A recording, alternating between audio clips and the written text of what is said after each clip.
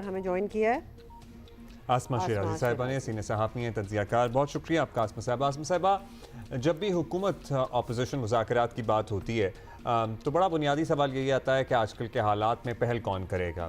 اب ایک طرح سے اسپیکر آفس کی جانب سے پہل کر دی گئی ہے، لیکن وہ کہتے ہیں کہ جی آپ تو ملاقات نہیں کرا پاتے، پھر آپ سے مذاکرات کرنے کا کیا فائدہ ہے. لیکن اس بیانی میں بھی ہم نے کچھ تبدیلی دیکھی اور سیاسی قوتوں سے بات کرنے کی بات آئی کہیں الٹیمیٹلی پی ٹی آئی کے بانی کی طرف سے.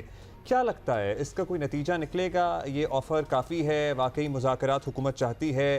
Are they serious about it?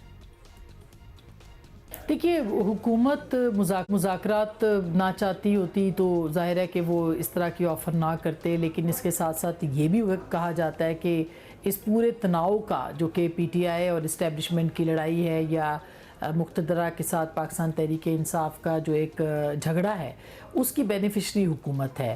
لیکن اس کے باوجود پولیٹیکل لوگوں کو اپنی ایک راہ تو نکالنا ہوتی ہے، اس میں تو کوئی دو رائے نہیں ہے. یعنی اگر پولیٹیکل سٹیبلٹی نہیں ہوگی تو اس کی سب سے بڑا اس کا نقصان جو ہے حکومت کو ہوگا. تو اسپیکر آفس جو ہے وہ ایک نیوٹرل آفس جو ہے وہ سمجھا جاتا ہے، اور اگر ان کی طرف سے یہ آیا ہے پیغام کہ وہ یہ چاہتے ہیں کہ وہ اس آفس کو دوبارہ سے استعمال کرے، جیسے کہ اس سے پہلے بھی استعمال ہوا تھا، اور آپ کو یاد ہوگا کہ وہ پھر کس طرح سے مذاکرات جو ہے وہ ختم کیے گئے تھے اور کس طرح سے ختم ہوئے تھے. ایک ڈیڈ لاک پیدا ہو گیا تھا، اور ڈیڈ لاک یہ تھا کہ 9 مئی کے حوالے سے حکومت جو ہے وہ اپنے اختیارات استعمال نہیں کر سکتی تھی، اور پی ٹی آئی جو ہے وہ اس کے ہاں ڈیسیژن میکنگ نہیں تھی، فیصلہ سازی نہیں تھی، اور عمران خان صاحب نے یہ فیصلہ سازی کا اختیار جو ہے وہ کسی اور کو بھی یا اس کمیٹی کو جو ہے وہ ٹرانسفر نہیں کیا تھا. اور یہ ایک ایسی حقیقت ہے جس کی بنیاد کے اوپر جو ہے وہ ایک ڈیڈ لاک پیدا ہوا، اور پھر آپ نے دیکھا کہ یہ گفتگو کا سلسلہ جو ہے منقطع ہو گیا. اچھا آسما، یہ بھی بتائیے، اپوزیشن کی اہم ترین جماعت تحریک انصاف نے باضابطہ کوئی جواب نہیں دیا، لیکن گوہر خان صاحب نے یہ ضرور یاد دلایا تھا وہ پرانی والی بات کہ آخری مذاکرات میں جب پارٹی اپنے بانی سے ہدایت لینے کے لیے ملنا چاہتی تھی تو ان کی ملاقات نہیں کرائی گئی. اور یہ اس وقت بھی بڑے سوال اٹھے تھے کہ اب مطلب وہ سنجیدگی کا کیا ایلیمنٹ ہوا جب ان کو بات ہی نہیں کرنے دی جا رہی. تو کیا ان کی اس شکوے میں وزن ہے؟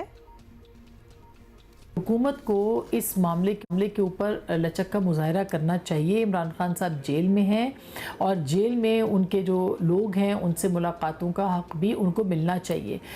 پہلے جب آغاز میں وہ جیل میں گئے تھے تو بہت سارے ان کو بالکل سب سے ملنے کی اجازت بھی تھی، اور پے در پہ ملاقاتیں بھی ہوتی تھیں. پھر اس کے بعد جو ہے اس کو محدود کر دیا گیا، لیکن پھر بھی کورٹ کے ذریعے سے ان کی ملاقاتیں ہوتی رہیں. اور اب جو ہے ان کی بہنیں جو ہیں وہ 2 بہنیں مل سکتی ہیں، مگر علیمہ خان صاحبہ جو ہیں وہ ان سے نہیں مل سکتی ہیں.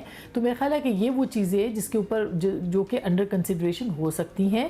اور اگر پی ٹی آئی واقعی یہ سمجھتی ہے کہ ملاقاتیں کرنے سے حالات بہتر ہوں گے اور عمران خان صاحب سیاسی لوگوں سے بات چیت کرنے کے لیے تیار ہوں گے، تو میرا خیال ہے کہ یہ بھی ایک ناانصافی ہوگی کہنا، یا یہ بھی ایک غلط